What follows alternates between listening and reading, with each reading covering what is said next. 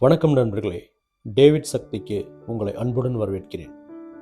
இன்றைக்கி நான் சொல்ல போகிற இந்த ஸ்டோரி உங்களுக்கு கண்டிப்பாக பெரிய இன்ஸ்பயராகவும் மோட்டிவேஷனாகவும் இருக்கும். இந்த கதையில் வர அந்த உமன் பேர் என்ன, அவங்க பண்ண சாதனைகள் என்ன, அவங்க எப்படி தன்னோட ஸ்ட்ரகிள்லேருந்து ஓவர் கம் பண்ணி வந்தாங்க அப்படிங்கிறது தான் இந்த கதையில் உங்கள்கிட்ட பேச போகிறேன். மகாராஷ்டிராவில் ஒரு சின்ன வில்லேஜ்னால் ஒரு 100 வீடு கூட கிடையாதுங்க. அந்த மாதிரி ஒரு வில்லேஜில் வீட்டுக்கு முதல் பொண்ணு இவங்க கூட பிறந்தது மொத்தம் 4 பேர், 2 பொண்ணுங்க 2 பசங்க. இவங்க அப்பா போலீஸ் டிபார்ட்மெண்ட்டில் கான்ஸ்டபிளாக வேலை பார்க்குறாங்க. சாதாரண ஃபேமிலி தான் அவங்களுக்கு. இவங்களுக்கு 12 வயசாக இருக்கும்போது கல்யாணம் பண்ணி கொடுத்துட்றாங்க. அந்த காலத்தில் சின்ன வயசுலேயே கல்யாணம் பண்ணி கொடுத்துருவாங்க இல்லையா.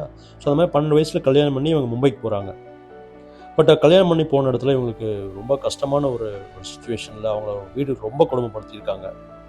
அவங்க மன அளவுலையும் உடல் அளவுலையும் பல துன்பங்களுக்கு ஆளாகிறாங்க.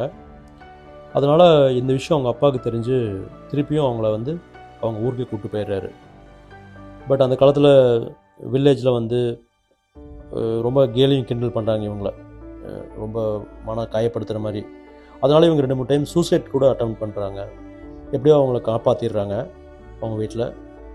பட் அதுக்கப்புறம் அவங்க அப்பா ரிலீஸ் பண்ணுறாரு. இதுக்கப்புறம் இங்கே இருந்தாங்கன்னா அவங்க பொண்ணுக்கு கண்டிப்பாக உயிருக்கு ஆபத்து வரும்னு சொல்லிட்டு அவங்க அங்கேருந்து அவங்க மாமா வீடு மும்பையில் இருக்க அவங்க அனுப்பிச்சிட்றாங்க.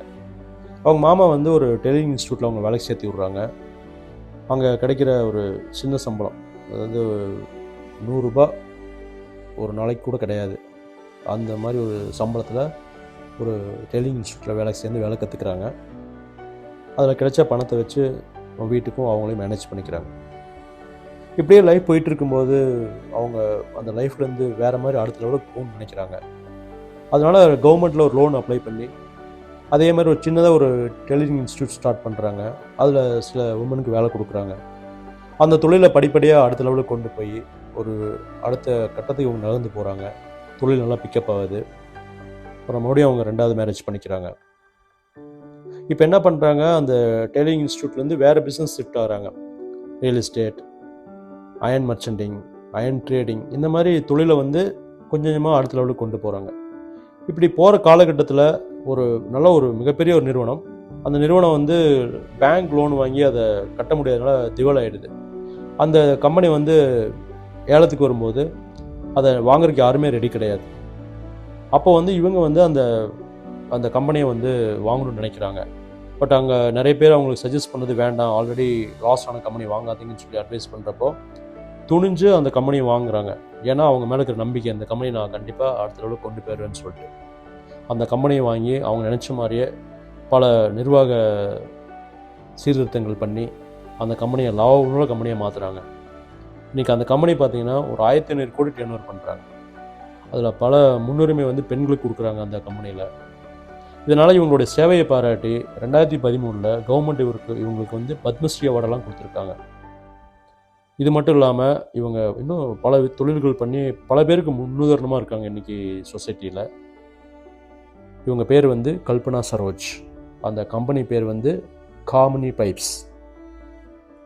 இது நீங்கள் வெப்சைட்டில் போனால் பார்க்கலாம். எதுக்கு இதை உங்கள்கிட்ட இந்த விஷயத்தை ஷேர் பண்ணுறோன்னா, இன்றைக்கி லைஃப்பில் நமக்கு அது கிடைக்கல இது கிடைக்கலன்னு சொல்லிட்டு நம்மளை ஏமாற்றிக்கிறோம். வாழ்க்கையில் உண்மையாக முன்னேறணும்னு நினச்சோன்னா நம்மகிட்ட என்ன இருக்குது, இதை வச்சு எப்படி முன்னேறணும் அப்படிங்கிறது கண்டிப்பாக நமக்கு ஒரு விஷயம் நமக்கு தெரியும்.